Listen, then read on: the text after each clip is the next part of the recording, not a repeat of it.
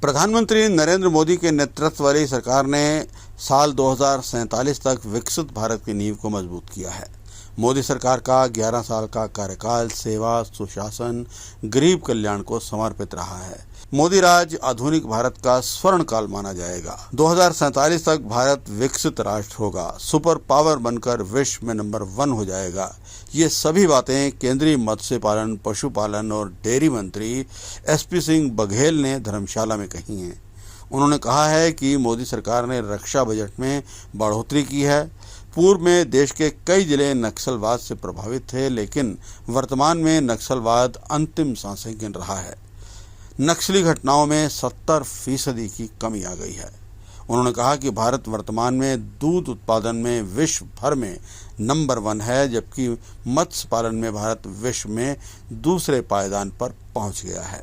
आज आपके बीच में आने का मुख्य उद्देश्य है कि नरेंद्र मोदी जी की सरकार के 11 साल होने पर इस 11 साल में क्या उपलब्धियां हुई हैं उसको आपको बताने के लिए हम लोग आए हैं। मेरी दृष्टिकोण से जो इस पत्रक में शायद नहीं लिखा है, लेकिन मैं वहाँ से शुरुआत करूँगा कि लुटियन जोन जो है दिल्ली की, ये काजल की कोठरी है। मैं नंबर 1 उपलब्धि इसी को मानता हूँ कि 11 साल काजल की कोठरी में रहने के बाद अपने मंत्रिमंडल के साथ, और आप सोचिए कैबिनेट के मंत्रियों के दस्तखतों की क्या वैल्यू होती है, और उसमें एक काला धब्बा ना लगा हो प्रधानमंत्री के, न चेहरे पर न कपड़ों पर, और पूरी कैबिनेट जो काजल की कोठरी लुटियन जोन में 11 साल से है, ये मैं उपलब्धि नंबर 1 मानता हूँ। क्योंकि देश आज़ादी के साथ ही बहुत जल्दी जिन लोगों ने देश आज़ाद कराने में बड़ी भूमिका निभाई थी, बहुत आदर्शवादी थे, लेकिन कृष्णा मेनन का जीप घोटाला हो चुका था। हिली राज्यों के प्रति मोदी जी को बहुत लगाव है। हिमाचल उनका घर है, कहते भी रहे हैं, यहाँ प्रचारक रूप में रहे हैं, हज़ारों घरों में खाना भी खाया होगा, पैदल यात्रा भी की होगी, साइकिल भी चलाई होगी, पार्टी को खड़ा किया है। तो हिमाचल के ताने बाने को मोदी जी बहुत अच्छी तरीके से जाते हैं। हम काउंसिल ऑफ मिनिस्टर्स में जब बैठते हैं, जो कहने वाली बात नहीं है, लेकिन मैं कहूँगा कि वो हिमाचल के प्रति बहुत संवेदनशीलता का परिचय देते हैं। और हम लोग से भी कहते हैं कि वहाँ के पर्यटन को बढ़ाने के लिए, और धार्मिक पर्यटन का तो बहुत ही स्कोप है। मैं आज 7वीं बार माताओं के दर्शन करने के लिए आया हूँ। तो ताजमहल आगरा के MP होके 2 बार गया हूँ, क्योंकि वंस इन ए लाइफ या twice in A life, but religious जगह बिहारी जी तो हम 100 बार जा चुके हैं। तो धार्मिक पर्यटन का स्कोप हिमाचल देवभूमि है, तो बहुत बढ़ रहा है, और हिमाचल में पर्यटन की अपार संभावनाएं हैं।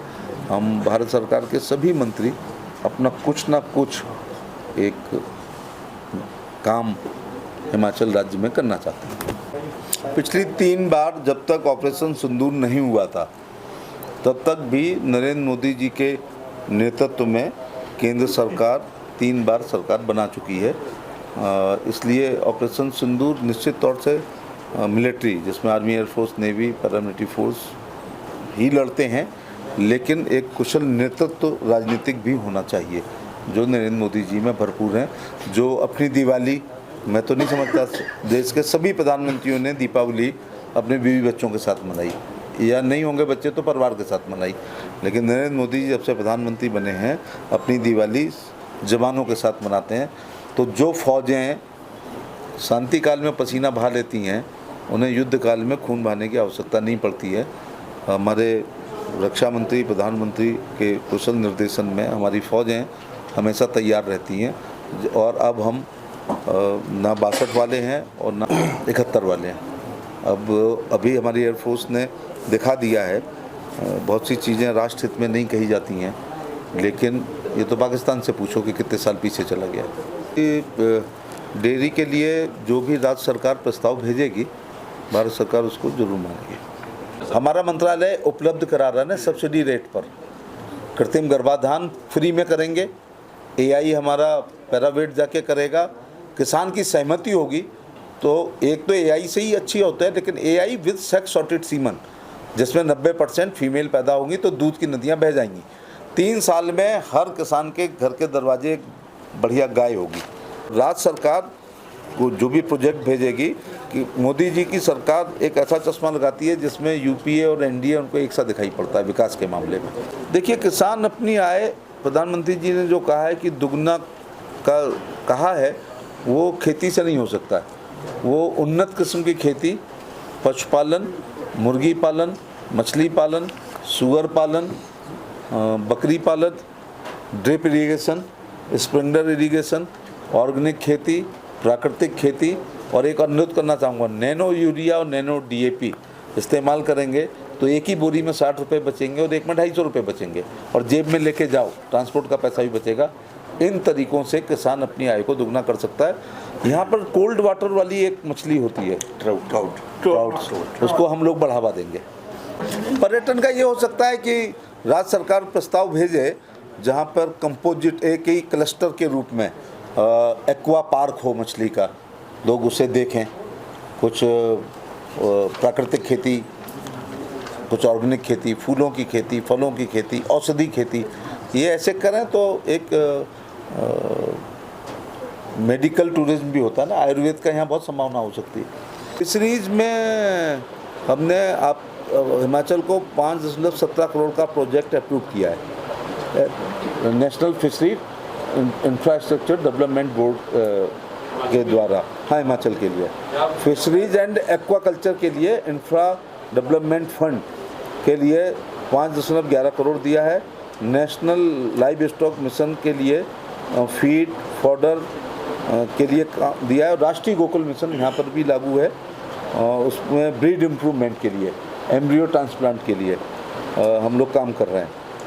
और नेशनल डेयरी डेवलपमेंट प्रोग्राम भी यहाँ पर कोऑपरेटिव सिस्टम के माध्यम से चल रहा है। Livestock health and disease control programme जो है वो भी चल रहा है। और एफएमडी बहुत अच्छा हिमाचल में चल रहा है। फूट एंड माउथ डिजीज़, खुरपका, मुंहपका, गला घोटू की वैक्सीन अन्य राज्यों की तुलना में ठीक चल रहा है। और जबकि दुर्गम पहाड़ियाँ हैं, यहाँ पर जाना बड़ा कठिन सा होता है। प्लेन में तो जाओ, जाके करे आओ जाके, यहाँ ईच जानवर के पास पहुँचना थोड़ा कठिन काम है। उसमें भारत सरकार वैक्सीन फ्री ऑफ कॉस्ट दे रहे हैं हम लोग, टोटल जीरो पैसे से। अभी ममता बनर्जी का एक स्टेटमेंट आया है कि भारत ने गोल्डन अपॉर्चुनिटी मिस कर दी पीओके को रिक्लेम करने की। तो आप किस तरह से? मिलिट्री साइंस का प्रोफेसर हूँ मैं। ट्रेन में बैठ के गाल बजाना बहुत आसान है। युद्ध की विभीषिकाएँ आने वाली पीढ़ियाँ भी झेलती हैं, लेकिन मोदी जी के नेतृत्व में हमारी फ़ौजों ने पाकिस्तान को 50 साल पीछे छोड़ दिया है। और जो अपने को बात बात पे एटॉमिक पावर बताते हैं, उनके घर में घुस के मारा है। आतंकवादी संग 27 मिनट में भी युद्ध समाप्त हो सकता है, जो हमारी एयरफोर्स ने कर दिखाया। तो ये लोग भारत की एकता, अखंडता, भाईचारा को तोड़ने वाले बयान देते हैं। ये केवल भारत के विपक्ष के नेता हैं जो भारत की बदनामी विदेशों में भी जा कर के करते हैं। जबकि पाकिस्तान के वॉर के समय अटल जी ने इंदिरा गांधी की तारीफ़ की थी, और इंदिरा गांधी जी ने भी उस ज़माने में अटल बिहारी वाजपेयी को लीडर अपोजिशन के रूप में बाहर भेजा था। और वो आज भी ये ममता और ये जो भी कुछ करें, प्रधानमंत्री ने जो डेलीगेशन भेजा है उसमें क्रॉस द पार्टी लाइन योग्य सांसदों को भेजा है। और मुझे बहुत खुशी है कि उन लोगों ने, उनके पार्टी हेड जो भी कहें, राहुल गांधी कुछ भी कहें, लेकिन उनकी पार्टी के एमपी लोगों ने राष्ट्रहित सर्वोपरि और जनहित सर्वोपरि मानते हुए विदेशों में भारत के पक्ष को रखा है और विदेश को कन्विंस किया है कि मोदी जी का डिसीजन सही है। हमने ऑपरेशन सिंदूर मजबूरी में किया है। जब घर में घुस के कोई मारेगा तो उसका यही इलाज होगा।